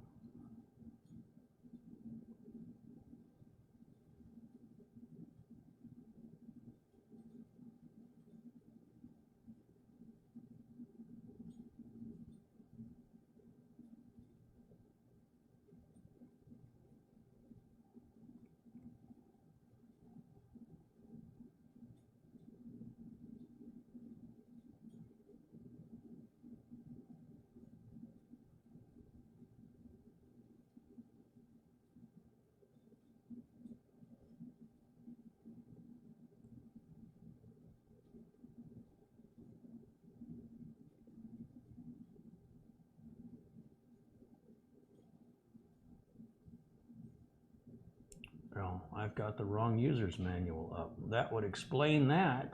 I'm looking at a B365M, and this is where the devil's in the details, folks. This is a B365 without the M. The M means it's micro ATX. And yeah, that is not what I want. I want the B365 full ATX motherboard. Let's try this again. We'll go to support.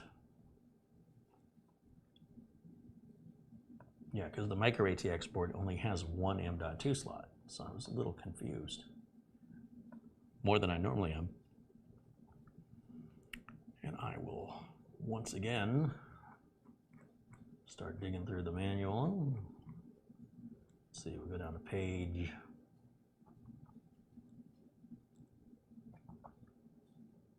16 of the PDF file. Here we go.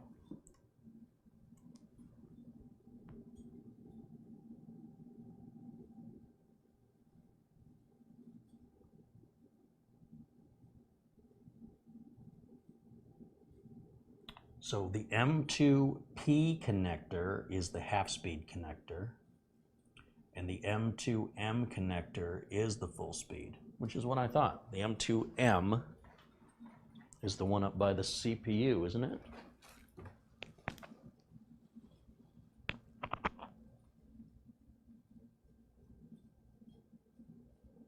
Doesn't state on the motherboard.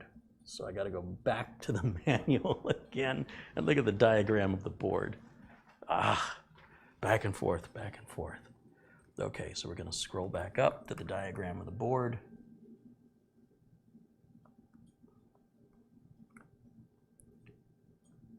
And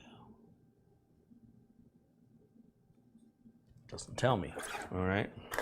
But I know that piece of paper in the motherboard box specified it. Yeah, M2M is the one closest to the CPU. That is the full speed slot. So then the question is, what performance should I be getting from a Crucial P1 NVMe 1 terabyte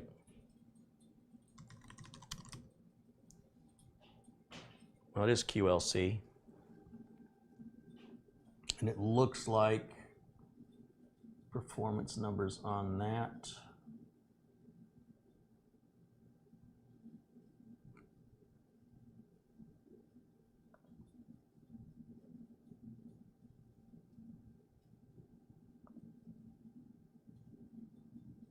Well, these reviews go back to 2018. I don't know how accurate that is. It's definitely not that old.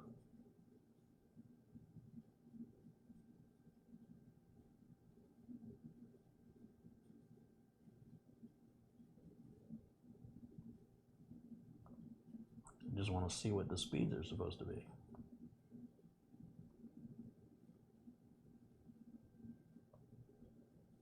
Yeah, this guy has a YouTube video. He's showing 1995 on his reads and 1697 on his writes. And we're right in that ballpark. Interesting. We're a little bit lower, but if we run the test again, let's just run the top. Just in case anything was happening in the background I wasn't aware of.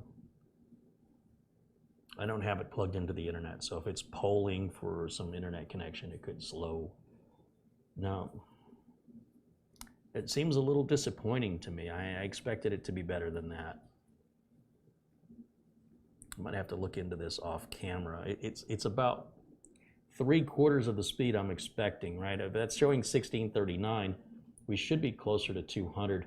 We might have a configuration issue here. There may be a firmware update I might need to look into from Crucial.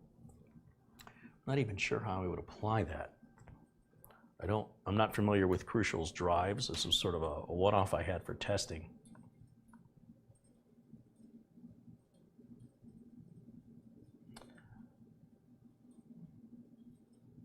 And this drive is about $15 more than the Intel 665P, and the Intel 665P is faster than this.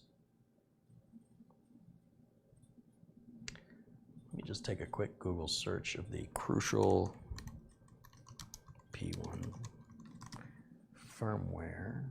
So there's P1 SSD support from Crucial.com.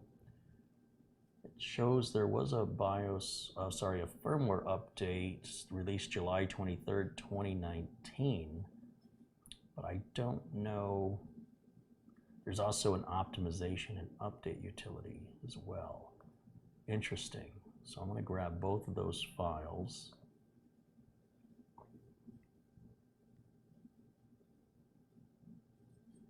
And then I'm going to put them on my flash drive I normally use for BIOSes, so that I can move them over to the computer that's on the screen right now as I'm talking on top. There's really nothing.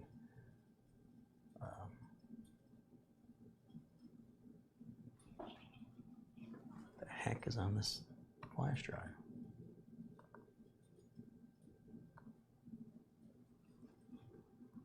That's really strange.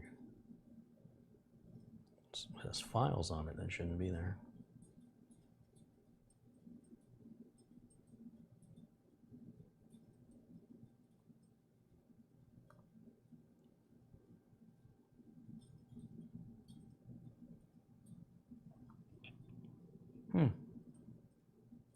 I don't know why.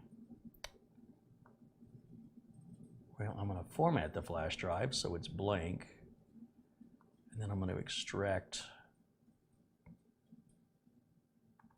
or I'll just copy these files over to the flash drive, and I'll extract them on the other machine.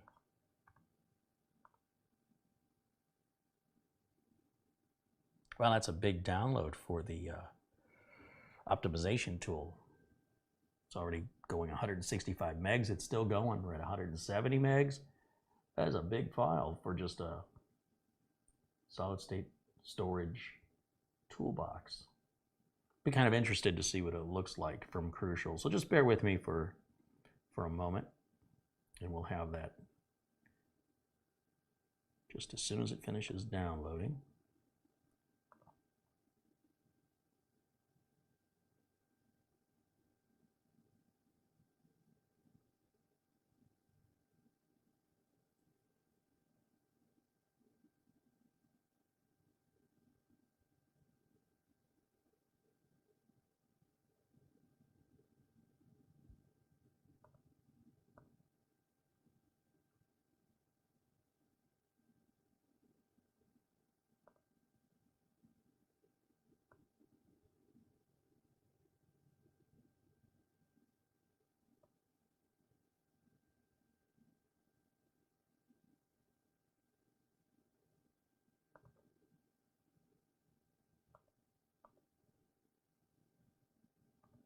Okay, finally got that file. That's 235 megs for that Crucial utility for their solid state drives.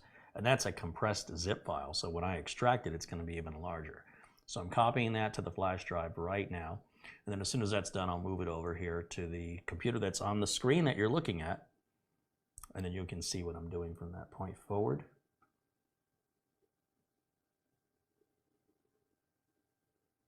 You can just barely hear the CPU fan ramping up a little bit.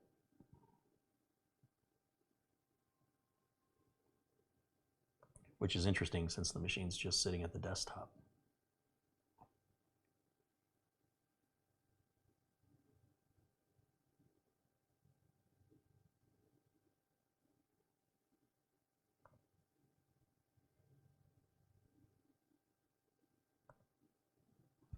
Okay. So we'll plug the flash drive in and Now you'll see everything I am doing here. So where we remember those numbers, we're under 1700 on the reads and the writes, and we'll see if any of what I'm about to do makes any difference at all.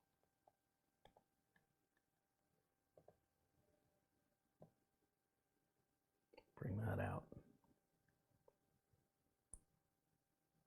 This is all moving through USB 2. That's a little bit slow, but that's okay. It's a USB 2 flash drive, so plugging it into USB 3 won't make it any faster.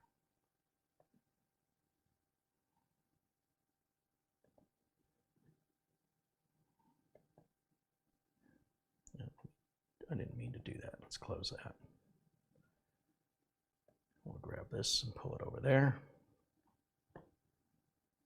Okay, and I can pull the flash drive. I'm done with that. See what, I don't even know what firmware we've got, so let's extract this. Oh, it creates an ISO file. That's interesting. So let's extract that. Just put it in a folder on the desktop, and we'll come back to that in a minute. And let me delete this so it doesn't confuse me. And then let's extract this one. Well, I guess I don't have to extract it. I can just double click it. And it should begin the install.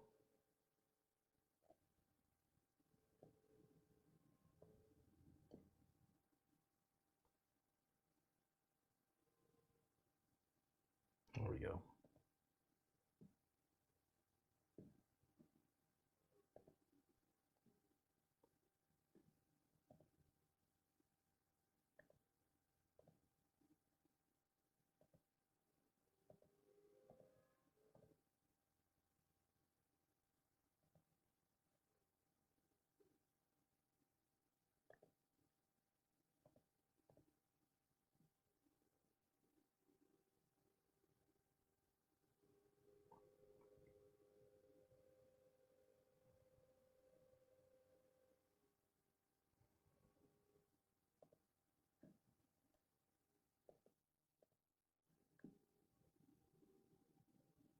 Okay, so that's installed, and we'll run it. We'll give it allow access, even though I'm not plugged into the internet. Let's see what it does.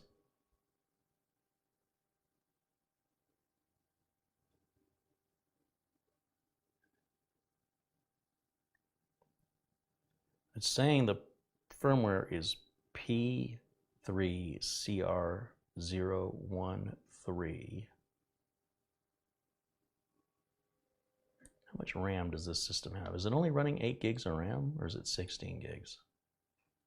It's 16, where it should be. So that looks good. Yeah, everything looks good here. Let me compare that firmware, R013. What did the website say was the download? P3CR013. So that is the latest firmware. I already have it. So that is not our problem. Okay. That's good to know. There is an option for firmware updates. You obviously would have to plug into the network to have that work.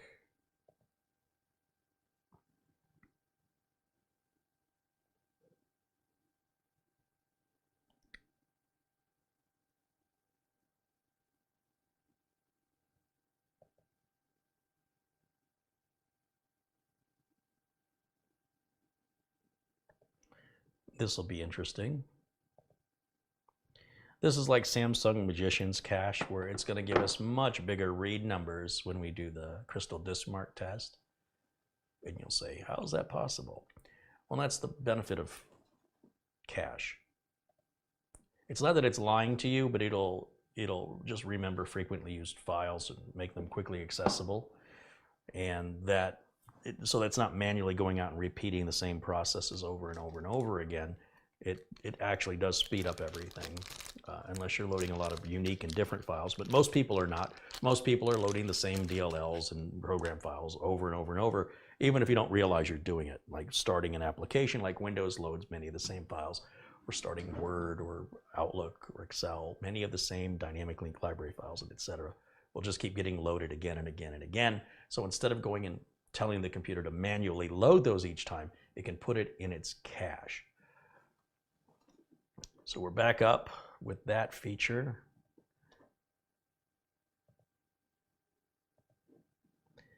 I just like to get rid of those exclamation points. Okay, so crystal disk mark, let's try it again with the cache on. This should be a marked improvement. Round and round she goes. Where it stops, nobody knows. Place your bets.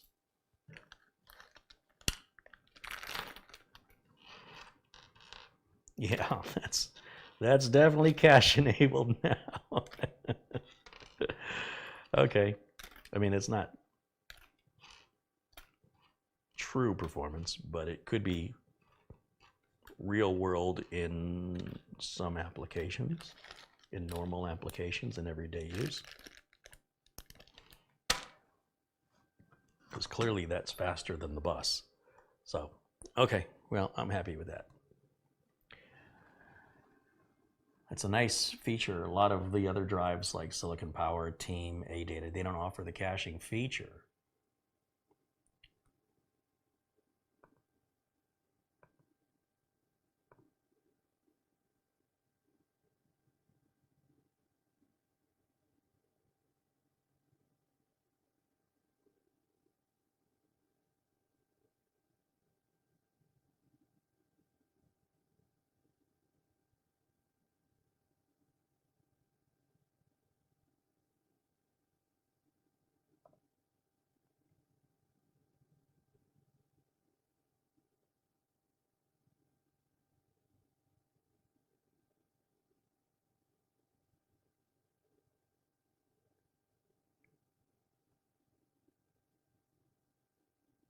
Yeah, that made a difference, didn't it?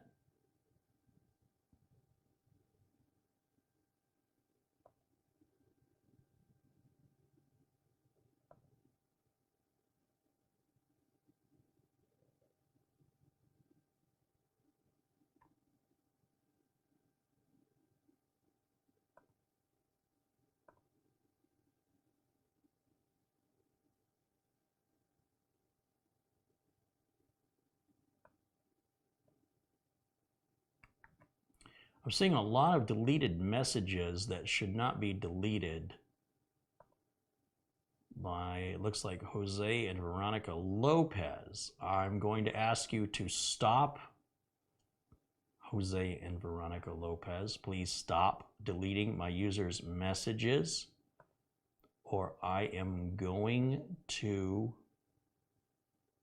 remove you as a moderator.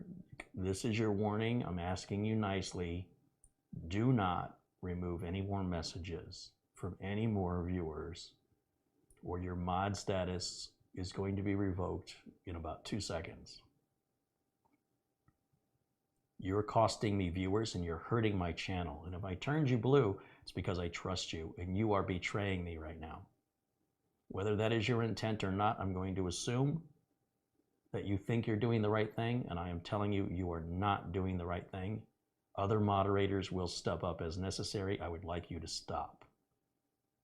If you do not, I'm going to remove your mod status indefinitely.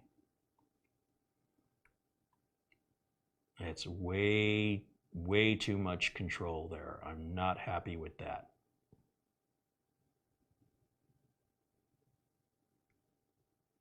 I don't like it when my friends in blue turn on me.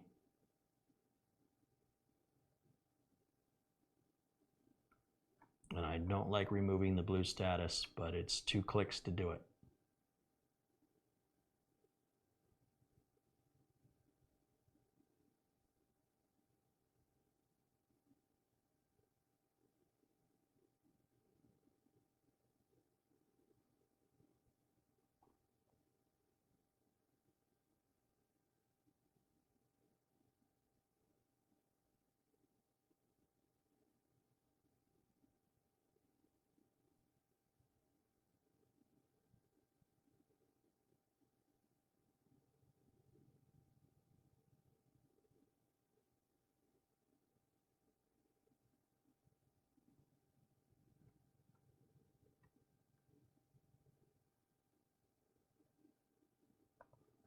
All right, give me just a second here.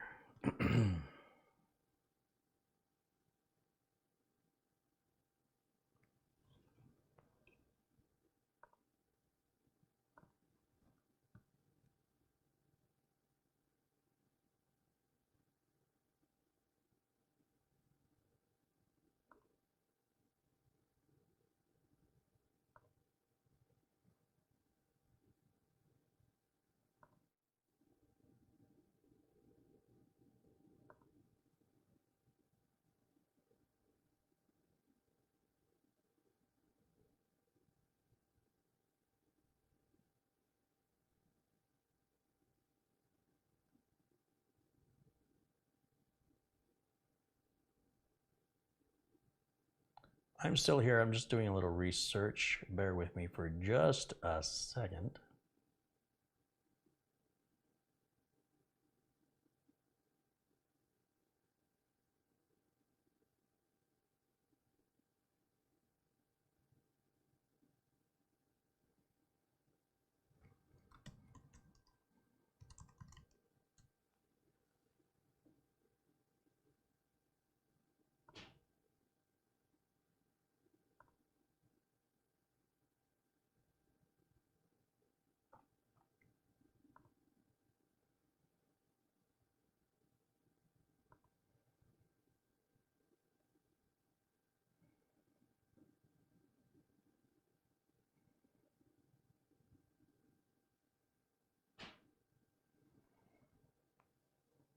Okay, let me go back to camera 1 because this is a little boring to look at.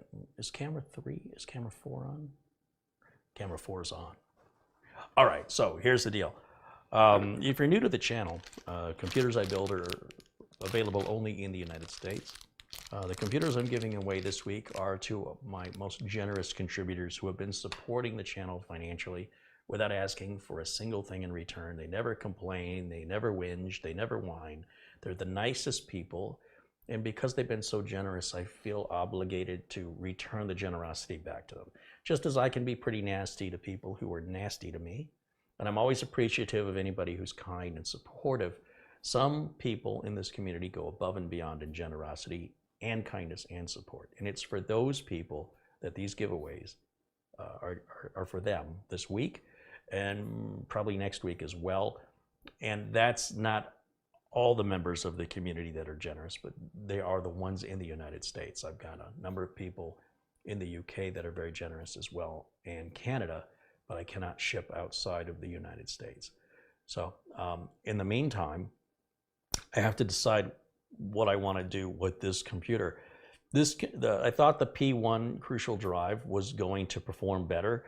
Based on the price alone, I thought just based on the price for what you're getting, it's expensive compared to other drives made by other manufacturers. I cannot recommend the Crucial P1. The Intel 665P is a far better value. It's less money and it's faster. It's the same warranty.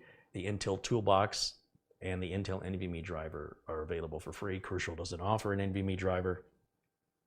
The caching of the SSD is a feature Samsung offers on some of their solid state drives, and it looks like Crucial's offering it here on the P1, and it can make an improvement in performance. It won't hurt anything to run it. It won't slow anything down, but it's using RAM and it's caching frequently used files. And so by running the file, running the benchmark over and over and over again, we're going to be in the 1600, 1700 range, even though it should be in about the 2000 range. And I'm not sure why that is. But by turning the caching on, then it amplifies that all the way up to 7000, which is probably the peak of what it can possibly do in the cache. That's sort of hitting, I'm guessing, memory bandwidth at that point. That's just as fast as the data can move across the chipset. That's my theory on that. And it's doing what it's supposed to do. And it would do the same on a Samsung Magician with the cache enabled as well. This is nothing new. I've seen it a million times before. And if you're familiar with the channel, you've seen me go through this before. Granted, it's been a while since I've demonstrated it on a Samsung drive, but I did demonstrate it a lot a few years ago when I was using the 2.5-inch Samsung Evo SSDs, because I would always enable the cache on those and you would see that difference just like what you saw here, and that's what it's supposed to do.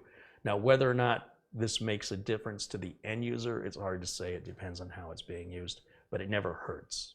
Now, it's been a few days since I filmed this build, and I've since done all the cable management and activated Windows, and it's all ready to go to its new home, which is going to be a member of our community who's been a frequent and generous contributor here. And his name, you'll see in the chat room, is AC's Drafting. And I'll just show you some close-ups here of the cable management and what the final look is using the Silverstone FARA R1 case. All right, let's get in there and take a look at how it looks as it's at its last stage before we put the panels on, so we can send this off to the client, or to the community in this case.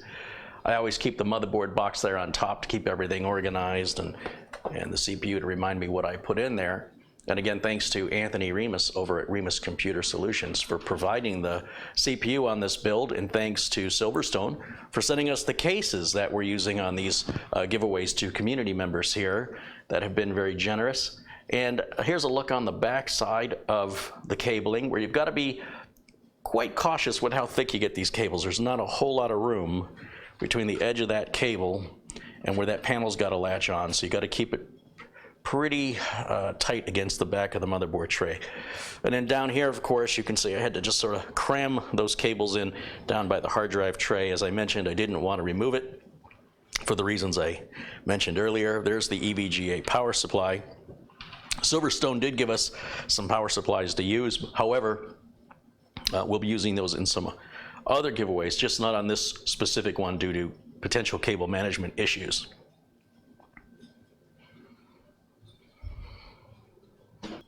Okay, so here's the case with the panels on, and as I was putting the panels back on, it looks like the panels are interchangeable in the sense that this panel can apparently go on the other side. There's no holes on either side. And of course, the case is going to breathe in through the bottom, in through the top up here, and of course in through the front. Let's go ahead and power it on so you can see the power light and hard drive light on and get a sense of how loud or how quiet the system is. Okay, are you ready? Here we go. We're off to a good start. Power light's lit up. Hopefully, yeah, there it goes. It's posting. I don't hear a thing. You can just barely hear it. There it is. You can see the boot up time. It's pretty darn quick. I think that AC's Drafting should be really happy with the computer. There's just one final thing I need to do.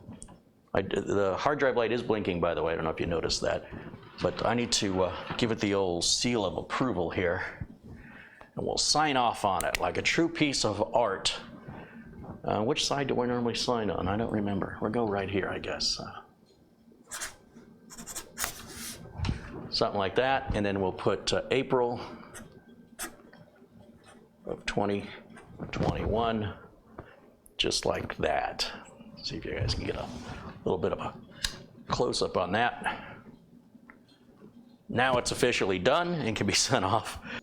Thanks again to the folks at Silverstone, to Anthony Remus at Remus Computer Solutions, to AC's Drafting, for all of you for watching. And we have more of these giveaways for our most generous contributors here on the channel over the last 12 months that are going to be built and given out, as well as some other cases from Silverstone that I will have an opportunity to review during these builds. Thanks so much for watching. I'll see you all again very, very soon. Until then, bye for now.